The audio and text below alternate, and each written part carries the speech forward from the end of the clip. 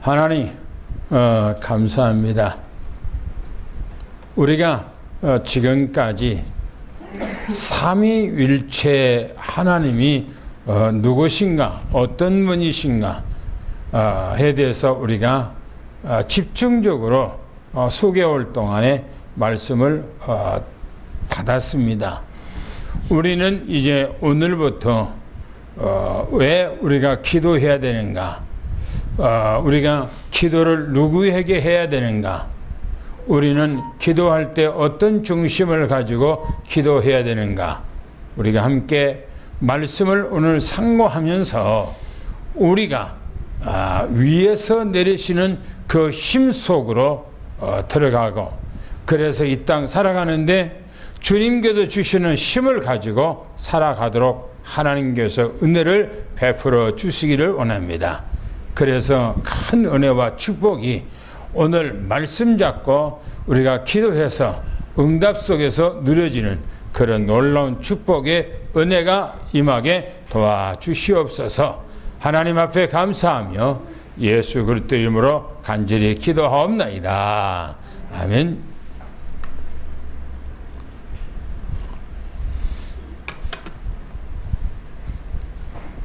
오늘부터는 기도에 대해서 말씀을 전해드리고자 합니다. 우리가 이 땅에 살아가는데 힘의 원천을 어디서 오는가? 힘의 원천 속으로 들어가야 되겠죠. 성경에 보면 창세기에 이삭은 셈을 팠는데 셈 근원을 얻었다, 그렇게 말씀하고 있어요. 우리가 이 땅 살아가는데 내게 주신 그 힘 어디서 오는가 하는 거예요. 내 힘의 근원의 원천이 어딘가 하는 거예요. 첫 번째 보면 하나님께서 가까이 나아가는 것, 그랬어요. 하나님 앞에 가까이 나아가는 것. 저는 오늘 아침에 교회 와서 아침 메시지를 좀 이렇게 타이핑 쳐놓고 유튜브에 어떤 장로가 간증하는 얘기가 올라왔기에 무슨 간증인가 하고 들어봤어요. 근데 이분이 완전 기도의 사람이에요. 장로가. 김대중 대통령 시절, 노무현 대통령 시절에 청와대에서 또 중국 대사로 있으면서 자기가 모든 삶을 기도로 엮어나가면서 자기 업무를 해나가면서 하나님께서 자기를 통해서 어떤 일을 했는가에 대해서 이렇게 간증을 쭉 하더라고요. 그런데 이분이 성령의 사랑, 기도의 사랑, 응답받는 주님과 밀접한 관계에서 응답받는 그런 삶에 대해서 간증을 하는 얘기를 좀 들었어요. 제가 우리 카톡에다가 올려놓았습니다. 한번 들어보는데 참 중요하겠다 하는 생각이 들어갑니다. 왜냐하면 완전 기도의 사람이에요. 모든 문제를 놓고 하나님 앞에 기도해서 그 기도로 삶을 엮어가는 거예요. 이분이. 오늘 보면 힘의 원천이 어디서 나오는가 하는 거예요. 첫째는 하나님 앞에 가까이 나아가는 거예요. 왜? 우리의 인간의 힘의 원천은 하나님께 있기 때문에 그런 것입니다. 내 지식에 있는 것도 아니고 내가 경험을 많이 해서 있는 것도 아니고 내가 뭔가가 머리가 영특해서 뭔가가 잘 선택해서 그 있는 것이 아니라 내가 하나님 앞에 가까이 가는 거. 그래서 빌립보서 4장 13절에 내게 능력 주시는 자 안에서 그랬어요. 능력 주시는 자 안에서라고 하는 말은 그리스도 안에서 그 말이에요. 그리스도 안에서. 그래서 우리는 위에서 내리는 힘을 얻어야 된다라고 하는데 그게 바로 그리스도를 통해서 우리에게 주신 힘이죠.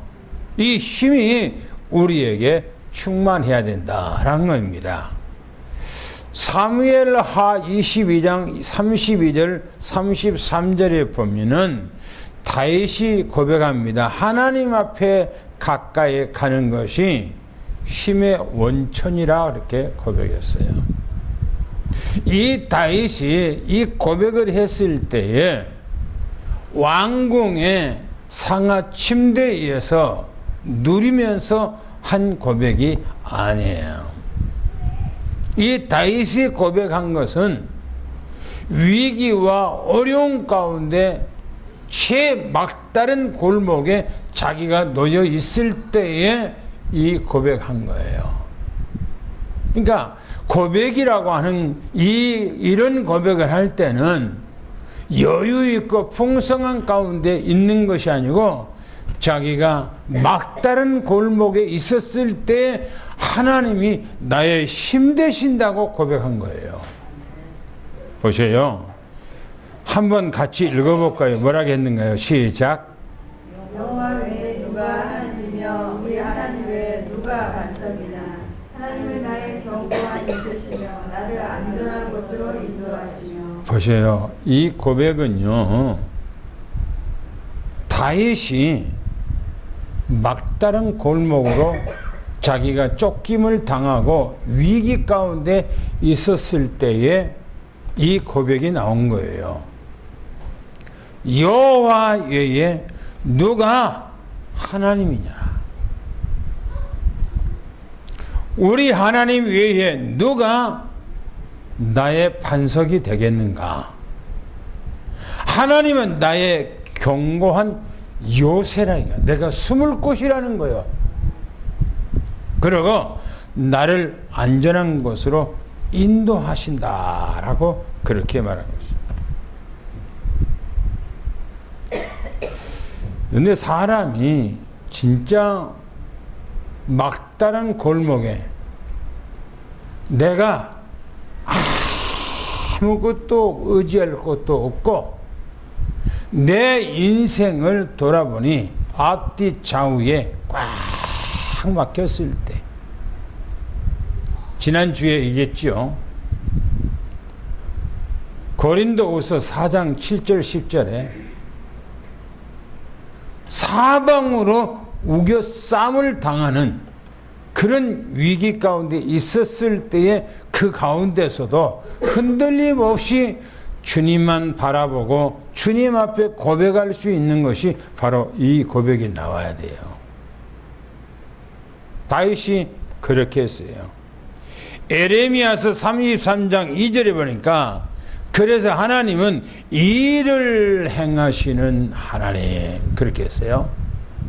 한번 읽어볼까요? 뭐라고 했는가요? 시작. 일을 행하시는 여호와 그것을 만들면 성취하시는 여호와 그 이름을 여호와라 하나님과 이와 같이 이르시도다. 일을 행하는 여호와래요. 무슨 일을 행한단 말입니까? 하나님께서 나를 위해서, 나를 돕기 위해서, 내가 위기에 있을 때 내게 모든 길을 열어주기 위해서 나를 위해서 일하시는 하나님이에요. 그것들을 만들어서 성취하는 여호와야.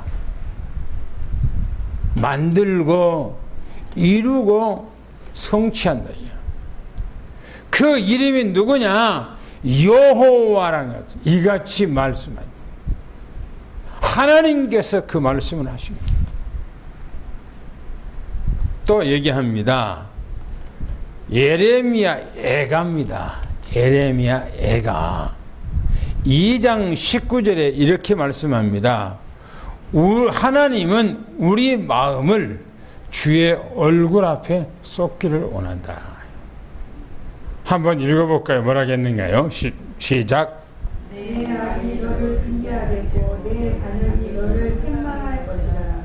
그런 징계 하나님 여호와를 버림과 내 속에 나를 경외함이 없는 것이 아니요 고통인 줄 알라. 주 만군의 여호와의 말씀이니라. 뭐가 죄악이고 뭐가 악이라고 그랬어요? 예? 이렇게 말합니다. 내 하나님의 여호와를 버려버려요. 버려. 하나님을 버려. 그리고 내 속에, 마음속에입니다. 하나님을 경외하는 거. 그게 없는 것이 악이래요. 악이래요. 열 반면으로 말한다면은 하나님께서는 우리의 마음, 우리 생각이 하나님 앞에 가까이 나아가고 하나님 앞에 모든 것을 쏟아내기를 원하는데 그게 없다는 거예요. 마음에 하나님도 없고 하나님을 경외한 값도 없고 그렇다는 거예요.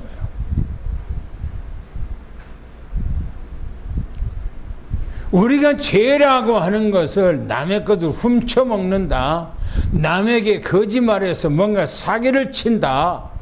안 그러면 이런 등등의 많은 윤리적이고 도덕적인 이런 죄가 많이 있죠. 우리는 그 죄를 범하면 양심의 가책을 느끼죠. 그런데 그것도 해서는 안 되는 것은 당연하지 않겠습니까? 그러나 주님께서는 근원적인 것을 얘기합니다. 네 마음에 하나님을 없다는 거예요. 그리고 하나님을 경외하지도 않는다는 거예요. 그것이 곧 죄라고 그렇게 얘기합니다. 또 얘기합니다. 시편 23편 1절에 우리가 너무나 잘 아는 말씀이죠. 여호와는 나의 목자시니. 읽어봅시다. 시작. 여호와는 나의 목자시니 내게 부족함이 없으리로다. 그래요. 힘의 원천이 어디가 있기 때문에요? 여호와 하나님께 있기 때문에 그래요. 여호와는 나의 목자시니 나를 지키는 자신이 나의 아버지가 되시기 때문에 나의 부모가 되기 때문에 부족함이 없다라고 그렇게 말씀하고 있어요. 여러분 우리는 하나님이 우리를 놓아버리면 우리 인생은 막장입니다. 끝장이에요.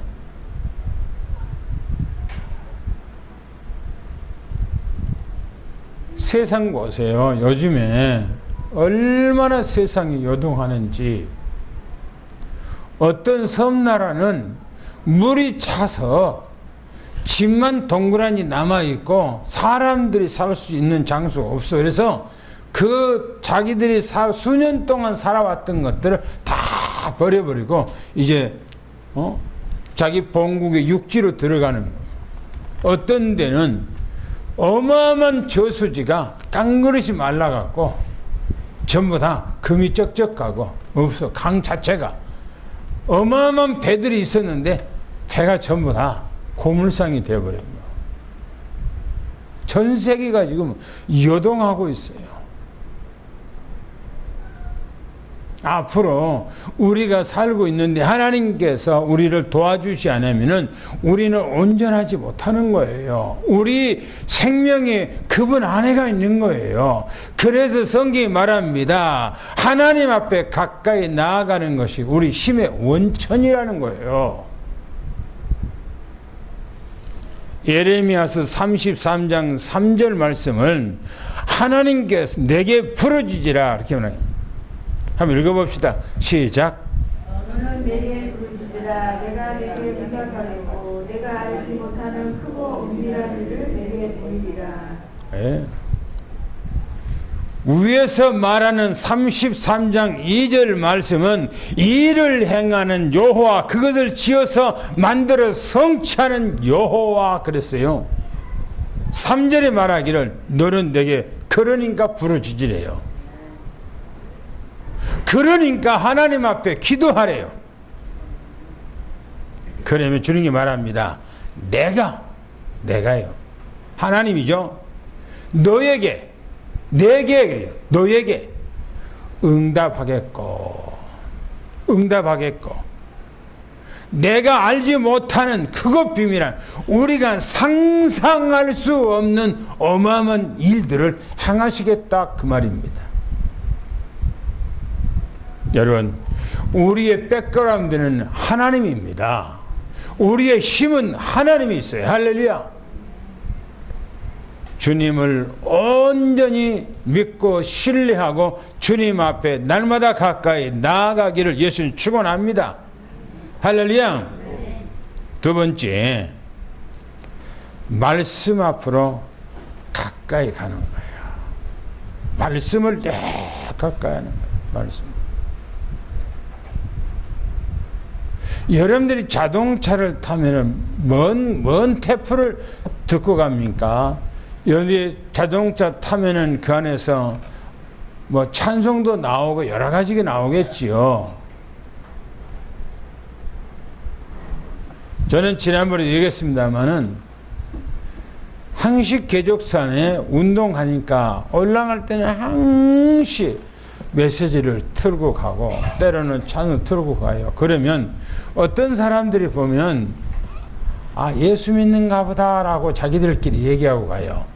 어떤 사람은요 나한테 앞에 와갖고 짱 이렇게 하고 가요. 그러면 나는 할렐루야 그렇게 하죠. 왜? 내 생각 속에 하나님의 말씀을 늘 되뇌기게 하고 되새김하게 만들고 생각하게 만들고 자꾸 나를 훈련시켜 나를 자꾸 말씀 속에 들어가게 만들기 위해서 그렇게 한 거예요. 왜요?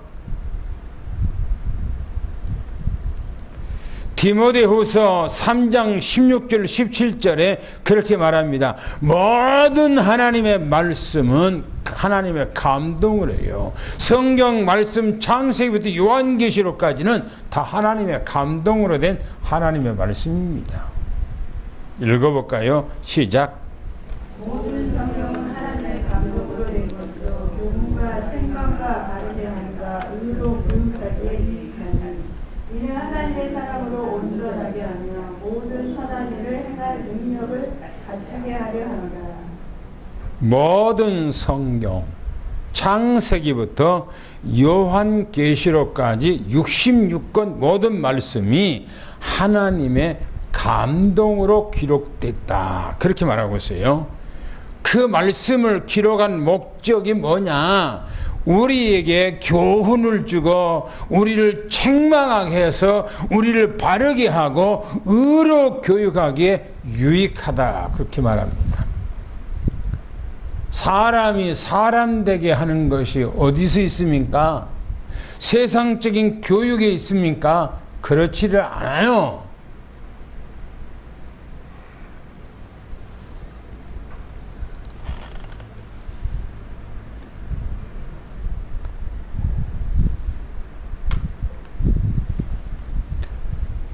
어제 집사람하고 이제 밥을 먹으면서 TV를 잠깐 보는데 어떤 변호사가 자기 아내를 나중에 죽이는 일이 나오는데 그 아내가 결혼하고 계속해서 자기 남편에게 폭행을 당했다는 거예요. 그 말을 들을 때에 집사람하고 그런 얘기했어요. 사람이 사람 되는 것은 세상적인 지식을 가지고 사람 된 것이 아니다. 공부를 많이 했다고 해서 그 사람이 사람 된 것이 아니다. 뭔가가 세상의 지식을 많이 얻고 세상에 어떤 지혜가 높고 세상 것을 많이 가지고 있고 뭔가가 벼슬을 해서 사람 된 것이 아니다. 근본이 뭐냐, 근본이. 그 사람이 어렸을 때에 어떤 환경에서 자라났고 어떤 것을 배우고 어떤 것을 보고 자라났냐에 따라서 그 사람의 인격이 형성이 되는 거예요.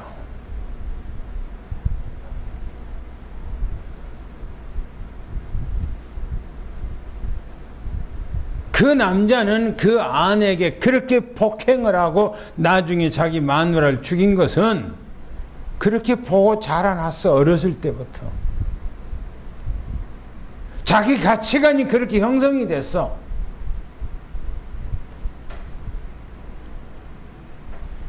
여러분들, 우리는요, 성경에서 말하기를 사람이 옳게 되고 사람이 바르게 된 것은 성경 외에는 없다고 성경이 말합니다. 이렇게 말합니다. 하나님의 사람으로 온전하게 한다. 뭘요? 하나님의 말씀이. 그러면서 모든 선한 일을 행한 능력을 갖추도록 한다. 그렇게 성경이 말하고 있어요. 그래서 연애 시편 119편의 18절인가요? 거기 보면은 내가 범죄하지 아니하려 하여 내 마음에 하나님의 말씀을 두었나이다 라고 말하잖아요. 늘 하나님의 말씀을 되새기고 생각하고 말씀을 자꾸 생각하는 사람은 범죄하지 않아요. 그래서 내가 나되게 하는 것은 하나님의 말씀에 근원적으로 들어가야 되는 것을 말하는데, 히브리서 4장 12절 13절을 한번 읽어보겠습니다. 뭐라고 했는가요? 시작. 하나님의 말씀은 살아있고 활력이 있어 좌우에 낯선 어떤 것보다 예리하며 혼과 영과 및 관절과 골수를 찔러 쪼개기까지 하며 또 마음의 생각과 뜻을 판단하나니 지으신 것이 하나도 그 앞에 나타나지 않으려고 우리의 결산을 받으신 이의 눈 앞에 만물이 벌거벗은 것 같이 드러나느니라. 보세요. 하나님의 말씀은 살아있고 살아있대요. 말씀이 활력이 있다는 거예요. 힘이 있다는 거예요. 좌우의 날선 검보다 예리하래요. 양쪽에가 예리하게 시퍼하게 날이 쓴 것보다도 하나님의 말씀은 더 예리하대요. 그러면서 우리 혼과 연과 및 관절과 골수와 찔러찌기까지요. 어떻게 사람의 혼과 영과 관절 및 골수까지 찔러찌게 합니까? 뭘로 그렇게 합니까? 하나님의 말씀이 그렇게 하는 거예요. 제가 간증을 그걸 우리 그 메시지에다가 올려놨는데, 그 장로는 중국 대사로 가 있는데 중국에 어떤 파티의 국장이 뭔가가 한국에 뭔가가 이렇게 협의를 하기 위해서 뭔가 올리면 그 사람이 자꾸 카팅을 시켜서 일할 수 없도록 한다는 거예요. 그래서 그분이 하나님 앞에 그 국장, 중국에 있는 그 국장 그분을 위해서 계속 기도를 했더니 하나님께서 그 사람에 대한 하나님이 말씀을 주시는 거예요. 그래서 아무도 알 수가 없는데 자기 혼자, 국장 그 혼자만 가지고 있는 거예요. 근데 하나님께서 그 사람에 대한 비밀스러운 것을 알려주는 거야. 그래서 그걸 중국어로 써서 밑에 있는 사람한테 그 사람한테 갖다 주라고 했더니. 근데 그분이 만날 수가 없어. 갖다 주려고 했더니 못 만나. 그래서 그분이 다시 대상님께서 그분한테 갖다 주라고 해서 전화를 해서 그냥 중국어로 그걸 읽어줬다는 거예요. 근데 그거 듣고 그분이 전화를 끊고 난 후에 한 시간 후에 다시 전화 와서 벌벌 떨면서 얘기를 하더라는 거예요. 대사님께서 그 내용이 있는데 너무너무나 무섭고 두려워서 어쩔 바를 모르겠다. 왜 그래요? 하나님께서 사람의 마음을 꿰뚫고 보는 거예요. 아무도 모르는 그 사람만이 가지고 있는 비밀들을 전부 다 들춰내는 거예요. 보시면 뭐라겠는가? 마음과 생각을 판단하나니 지으신 것이 하나도 그 앞에 나타나지 않음이 없고 우리의 결산을 받으실 이 눈앞에 만물이 벌거벗은 것처럼 드러난다. 하나님 앞에 인간은 생각과 마음과 정신, 영혼까지 싹 벌거벗은 것처럼 드러나는 거예요. 그 대사가 그분에 대해서 뭘 알겠어요? 그분 앞에 계속 그분에 대한 기도했더니 하나님께서 그 대사에 대한 말씀을 주는 거예요. 그랬더니 그 사람이 완전 뒤집어지고 변화돼요. 한국에서 뭐 한다 그러면 뭐 두 발 벗고 일어나서 그 일들을 처리해주고 그랬다. 기도요, 기도. 이사야서 40장 8절 말씀에 또 이렇게 얘기합니다. 읽어보겠습니다. 시작. 푸른 마르고 꽃은 시드나 우리 하나님의 말씀은 영원히 서리라 하라. 그렇죠. 푸른 마르고 꽃은 시드나 세상은 변화되지만은 하나님의 말씀은 변함이 없어요. 하나님의 말씀은 영원한 겁니다. 할렐루야. 그래서 우리는 하나님의 말씀을 붙들고 주님의 말씀을 믿고 주님 따라가는 겁니다. 마태복음 5장 17절 18절에 이렇게 말합니다. 한번 읽어보겠습니다. 시작. 내가 율법이나 선지자를 폐하러 온 줄을 생각하지 말라. 폐하러 온 것이 아니요 완전하게 하려 합니다. 진실로 너희에게 이르노니 천지가 없어지기 전에는 율법의 1.1획도 결코 없어지지 아니하고 다 이루리라. 그렇죠. 내가 율법이나 선지자를 폐하러 온 줄로 생각하지 마라. 폐하러 온 것이 완전하게 왔다. 진실로 내게 이르노니 천지가 없어지기 전에 율법이 없어지지 않는다. 이렇게 말합니다. 그 말은 율법을 말하는 것이 아니고 하나님의 말씀을 말하는 거예요. 하나님의 말씀. 시편 119편 70권 97절에 말합니다. 내가 주의 법을 어찌 그리 사랑하는지요. 하나님의 말씀을 사랑하는 여러분들에게 축원합니다. 읽어보겠습니다. 시작. 내가 주의 법을 어찌 그리 사랑하는지요. 내가 그것을 종일 작은 소리로 읊조리나이다. 읊조린다고 하는 말은 되뇌긴다. 계속해서 하나님의 말씀을 마음에다 담고 되뇌기는 거요. 여러분들의 소나 염소나 이런 것은요, 풀을 그냥 막 뜯어 먹어요. 막 뜯어 먹어. 그래서 배가 부르면 이제는 나무 밑에서 앉아서 이제 속에 있는 것, 먹었던 것들을 다시 꺼내서, 입으로 꺼내서 그것을 잘갈잘갈 씹어서 다시 삼키는 거예요.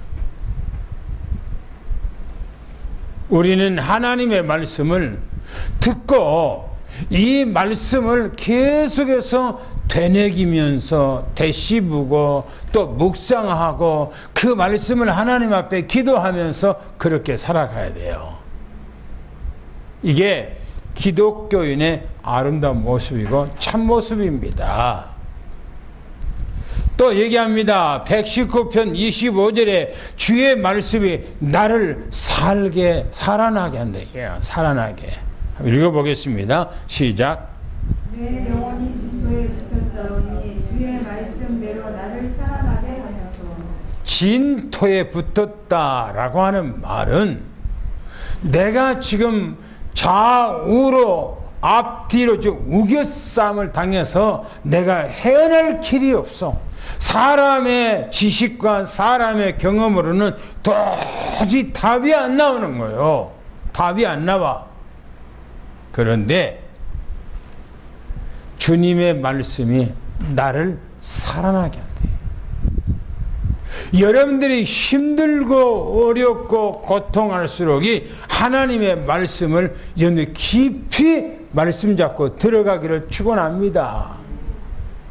그게 나를 살게 한다니까요. 여러분들이 세상에 다른 얘기 아무 필요가 없는 거예요. 하나님의 말씀이 내게 영의 양식이 돼야 돼요. 그리고 그 말씀대로 살아가야 돼요. 그러면 말씀이 나를 소생시킵니다. 나를 변화시켜요. 내 인생의 삶을 달라지게 하는 거예요. 35절에 이렇게 말합니다. 주님의 계명들의 길로 나를 행하게 하소서 이렇게 말합니다. 읽어보겠습니다. 시작. 나의 계명들의 길로 행하게 하소서. 내가 이를 즐거워하느니라. 그렇죠. 이게 믿음의 사람입니다. 말씀을 잡고 그 말씀대로 살기를 원할 때에 행복을 느끼고 즐거움을 느끼고 누림이 되고 이게 뭐냐? 바로 그리스도인의 모습이에요. 이 모습이. 다시 얘기합니다. 나의 힘의 원천이 어디가 있는가? 어디서 오는가? 하나님을 가까이 나아갈 때에 우리는 힘의 원천이 거기서 온 겁니다. 또한 하나님의 말씀 속에 들어갈 때에 힘의 온천이 거기서 나오는 거예요.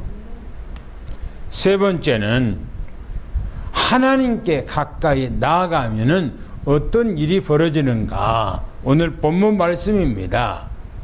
한번 에레미야서 33장 쭉 한번 이제 또 보겠습니다. 첫 번째 에레미야서 33장 3절에 보면 크고 비밀한 일을 우리에게 보여주겠다 이렇게 말씀합니다. 읽어보겠습니다. 시작. 너는 내게 부르짖으라. 내가 내게 응답하겠고 내가 알지 못하는 크고 은밀한 일을 내게 보이노라. 보세요. 지금 이 말씀을 할 때에 하나님께서는 이스라엘 백성들이 저 바벨론 포로로 끌려갈 것을, 그리고 그것에서 우겨쌈을 당하고 위기 가운데 있을 것을 이미 주님의 계획 가운데 다 담겨 있었고 또 그렇게 될 것을 말씀하고 있었어요. 그런데 보세요. 거기서 어떻게 될 것인가? 너는 내게 부르짖으래요. 그러면 내가 너에게 응답하겠다는 거예요. 나를 부르면, 네가 나를 부르면 내가 여기 있다, 내가 말하겠다는 거예요. 그러면서 네가 알지 못한 크고 비밀할 일, 네가 깜짝 놀랄 만한 그런 일을 너에게 나타내 주겠다. 지금 그런 얘기입니다. 그러면서 6절에 얘기합니다. 뭐라고 했는가? 시작. 그러나 보라, 내가 이 성읍을 치료하며 고쳐 낫게 하고 평화가 진실이 풍성함을 그들에게 나타낼 것이니. 보세요. 보라, 내가 이 성읍을 치료한대요. 치료라고 하는 말은 이스라엘 나라가 저 바벨론의 느부갓네살 왕을 통해서 이스라엘 백성들을 1차 포로, 2차 포로, 3차 포로 그래갖고 이스라엘 나라는 완전히 망해버린 거예요. 그런데 너희들이 나를 위해서 기도하면, 내게 기도하면 내가 이 성읍, 이 예루살렘 멸망케 했던 이 성읍을 내가 다시 치료해 줄 것이다. 연애 치료자가 누구라고요? 하나님. 여러분들의 나라도 치료해 줄 분은 하나님이에요. 여러분 생각해 보세요. 이 나라, 이 민족이 일제 36년 동안 압박을 당했을 때 얼마나 고통스러웠습니까? 그런데 그 전에 이미 이 나라는 복음이 들어왔어. 그리고 어마어마한 하나님의 역사가 이 나라에 일어난 거예요. 그런 와중에 이 나라는 일제에게 완전 짓밟힘을 당했지요. 그런데요, 해방이 되자마자 이 나라는 남북이라고 하는 동족 상정이라고 하는 어마어마한 전쟁이 일어나서 근 3년 동안의 전쟁이라면서 이 나라는 초토화되고 많은 국민들 100만 명이 넘는 이 나라 백성들이 죽었어요. 서울이라고 하는 그 서울에는 온전한 건물이 몇 채 남지 않고 다 부셔져 버리고, 그러니까 이 나라는 폐허가 된 거예요. 폐허. 이 나라가 소망이 없는 그런 나라였는데 하나님을 온전히 믿고 막 여기저기서 막 하나님 앞에 기도하고, 우리나라가 70년도에 60년도에 어떤 일을 합니까? 그냥 천으로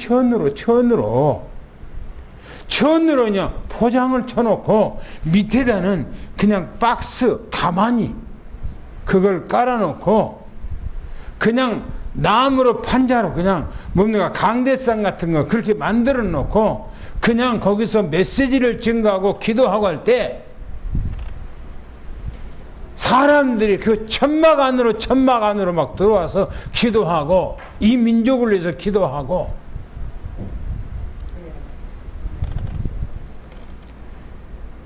그러면서 이 나라가 막 달라지기 시작하면서요. 지금은 어떻게 됐습니까? 전 세계 모든 민족들이 한국으로 코리아. 연애 전 세계 나라 가보면요, 개판이요. 우리나라 같은 나라가 없어요. 저 남미 쪽에 가면요, 여러분들이 어떻게 하면 남의 것을 훔쳐먹고 등쳐먹고 가지고 가고, 그래. 즉 유럽이요, 선진국이라고 하는 유럽에도 가보면은 그래요. 남의 것 옆에다가 잠시 놓고 약간 돌아다 보면 없어져 버려. 그런데 애국 사람들이 한국에 와서 커피숍에서 그냥 핸드폰도 놔뒀지, 노트북도 놔뒀지, 가방도 놔뒀지, 지갑도 놓지, 그러고 화장실에 가. 그냥 놓고. 그런데 누가 안 가져가. 그걸 보고 그냥 충격을 받는 거예요.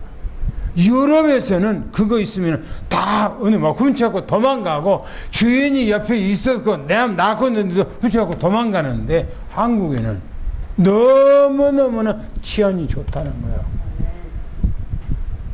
그리고 너무너무 한국은 시스템이 잘 됐다는 거예요. 자기들이 와서 한국으로 와서 살아보고, 와서 일주일도 못 살아보고 충격을 받는 거예요. 오자마자. 어떻게 해서 이 나라가 그렇게 됐습니까? 이 나라는 하나님이 도와주신 거예요. 하나님이 안 도와줬으면 이 나라는 이미 공산화가 됐어요. 공산화가 됐으면요, 지금 북한처럼 우리가 그렇게 비참하게 살아야 돼요.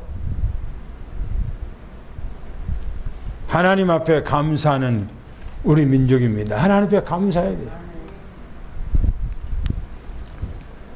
시편 119편 35절에 말합니다. 뭐라고 그럽니까?